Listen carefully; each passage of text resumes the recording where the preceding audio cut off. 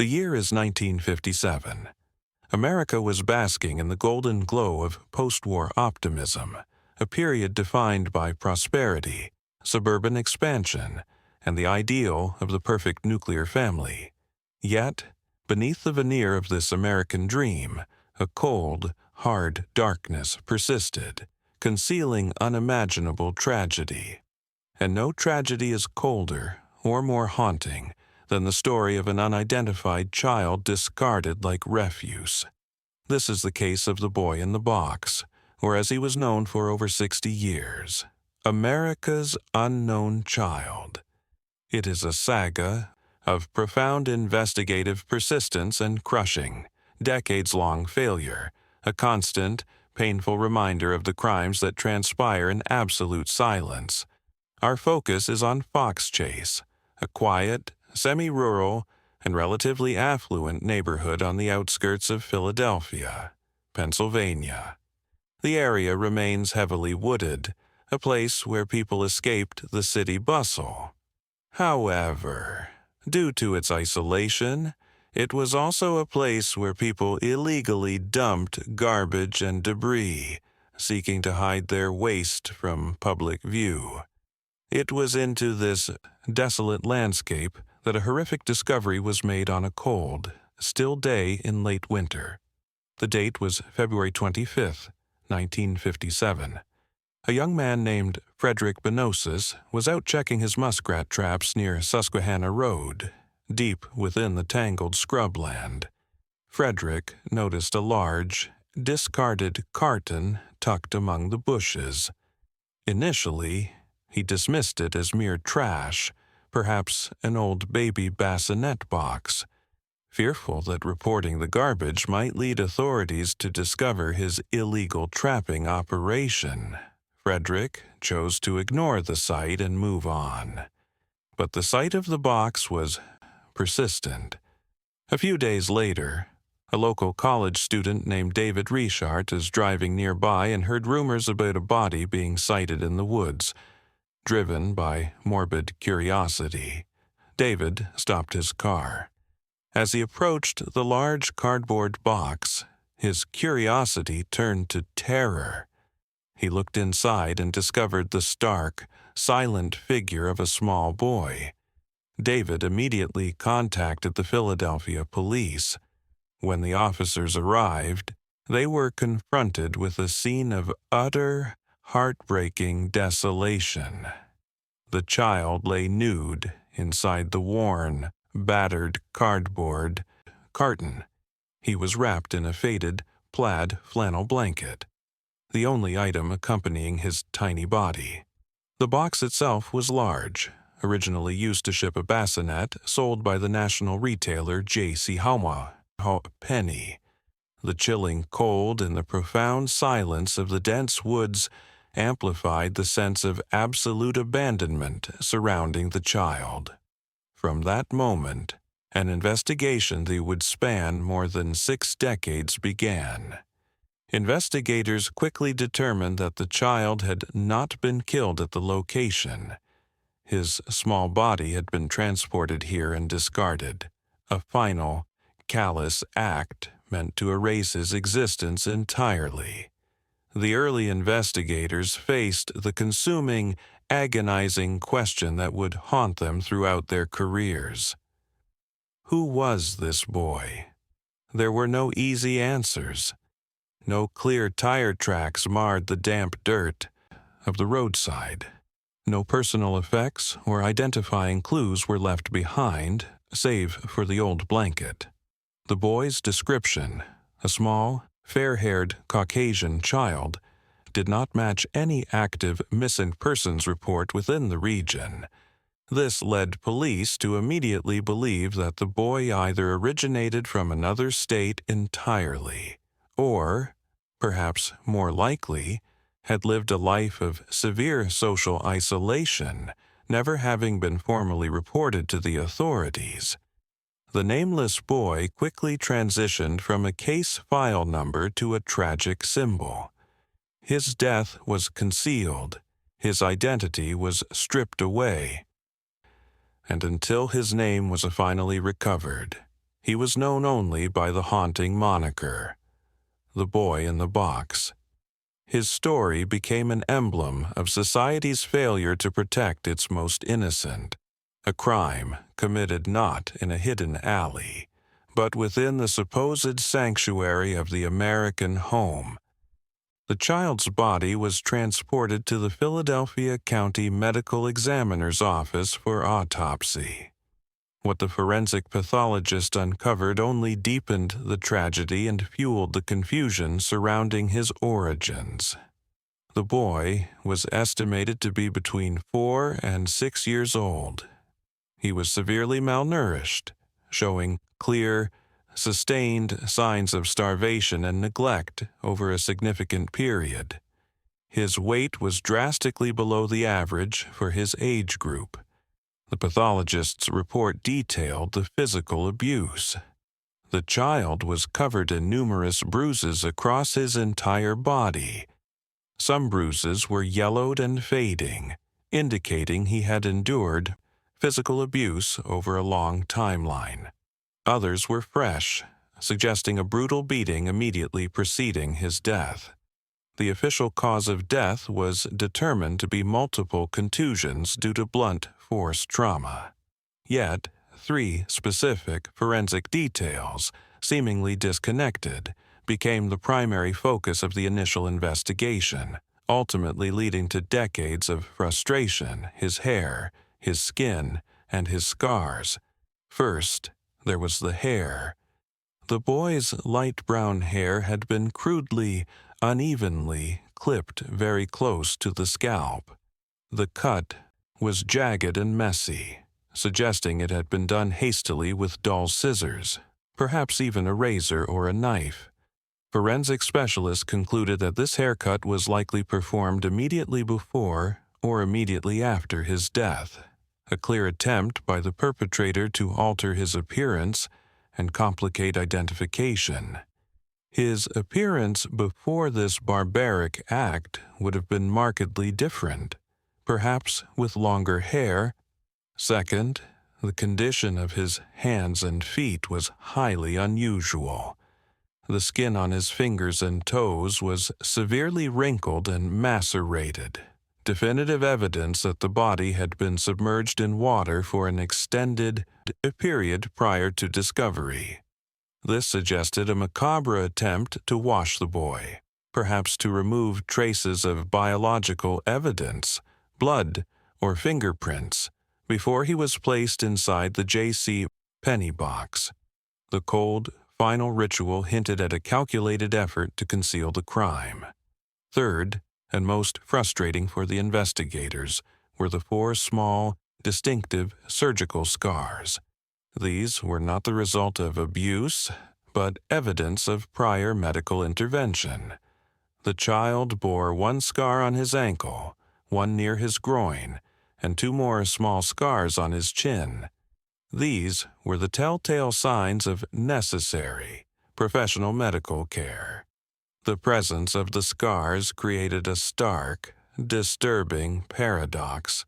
How could a child who had clearly received professional, scheduled medical attention, an act suggesting parental engagement and responsibility, also be found beaten, starved, and discarded in a cardboard box?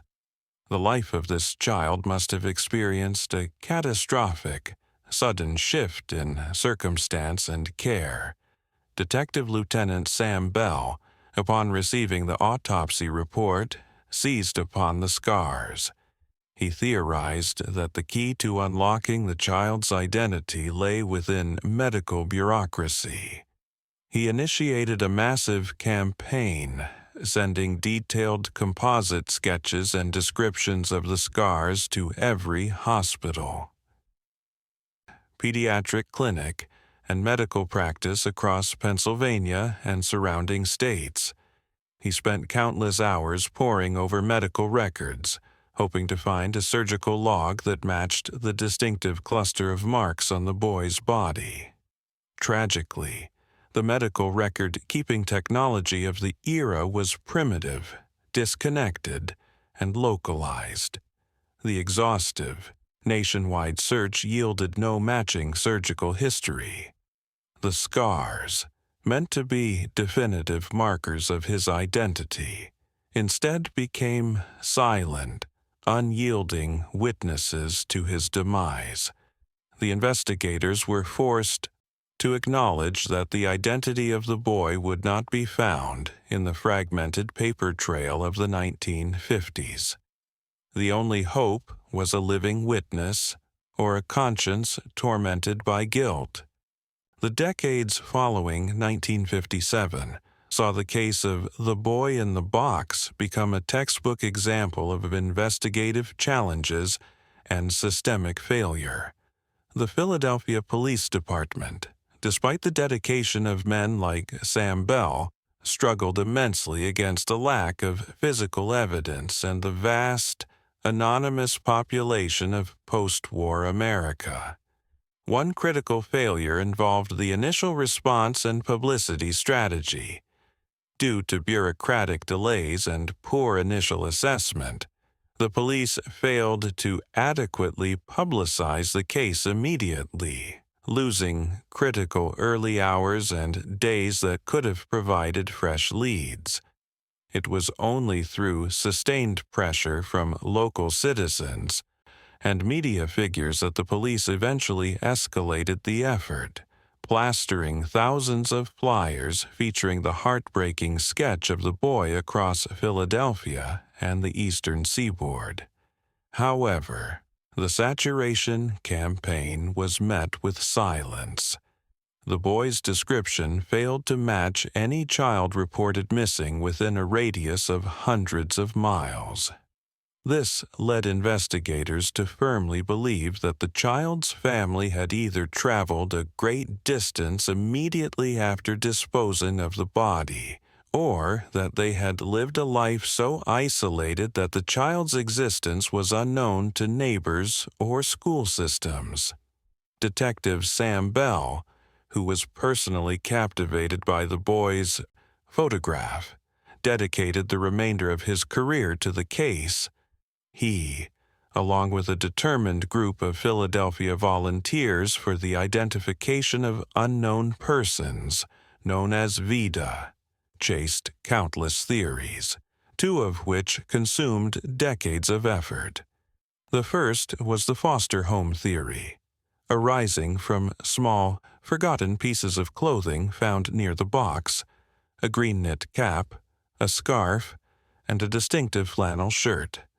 Bell attempted to trace these common items. One investigator managed to track the style of the knit cap to a specific manufacturer that frequently sold large quantities to foster care institutions. This suggested that the boy might have resided in the foster care system before his death. Yet, tracing the exact transaction was impossible, and the trail went cold. The second, and perhaps most compelling theory pursued by Bell was the residential home theory, sometimes referred to as the Martha theory. This focused on a specific foster residence located barely a mile from the discovery site, a home used for housing orphaned or troubled children. In the 1960s, a woman known to police only as Martha came forward with a deeply unsettling story. Martha claimed she knew of the boy's connection to that specific home. She alleged that the family living there had a mentally unstable daughter, and that this daughter had beaten a small boy to death. Martha vividly described the family's alleged cover-up. They had purportedly submerged the boy's body in a bathtub to wash away evidence, consistent with the macerated hands found during the autopsy, and then disposed of him in the woods. The details were chillingly consistent with the forensic evidence. Sam Bell dedicated years to this lead. He obtained permission to extensively search the property, which included excavating remote areas and conducting forensic examinations inside the home. However, despite the compelling narrative provided by Martha, The physical searches yielded no conclusive evidence. The family residing there maintained their innocence and cooperated fully. Police eventually deemed Martha's testimony unreliable, concluding that her account, while geographically and forensically precise, lacked the necessary corroboration to move forward. The theory was ultimately shelved, but Sam Bell privately retained a lifelong suspicion regarding that house. Sam Bell's own relentless commitment became the spiritual backbone of the She case. He frequently visited the boy's grave, where the child had been reinterred and given a permanent tombstone bearing the inscription, "America's unknown child, forgotten but not lost." Sam Bell carried the weight of this unsolved crime until his death in 1992. Ensuring that the file remained open and meticulously organized, waiting for the day when technology could finally speak the boy's name. For decades, the boy in the box was a monument to the limits of mid-century forensic science. But the dawn of the 21st century brought with it the silent revolution of genetics. In 1998, recognizing the potential of emerging DNA technology, Philadelphia investigators took a crucial, preemptive step. They exhumed the boy's remains for the first time since the 1950s to collect mitochondrial DNA, mtDNA, while this technology was too limited at the time to identify the boy directly. It secured a sample for future use. Years passed, and the technology advanced exponentially, particularly with the development of genetic genealogy, the technique of using nuclear DNA to identify distant relatives through public databases like GEDmatch. Recognizing the renewed potential, investigators ordered a second, highly publicized exhumation in 2019. This time, they successfully recovered usable nuclear DNA, the definitive key to unlocking the boy's identity. The perseverance of the Philadelphia Police Department, aided by genetic specialists, finally yielded a result. After months of painstaking work, mapping and building complex family trees based on distant genetic matches, investigators zeroed in on the boy's maternal and paternal lines.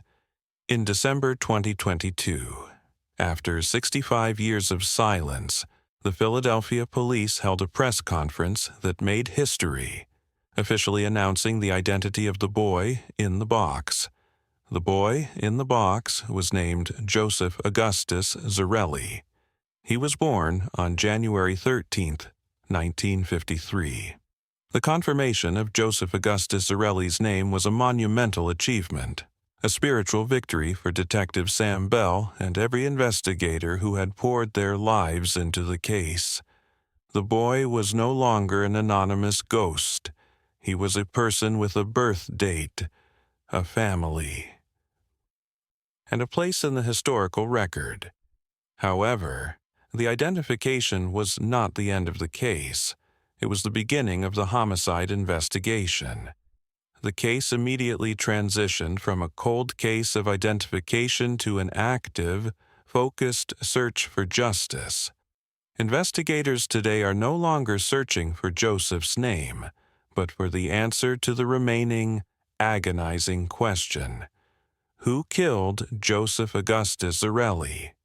Investigators are now working backward from Joseph's name, tracing the living relatives, including siblings and cousins, and meticulously reconstructing the final years of his life.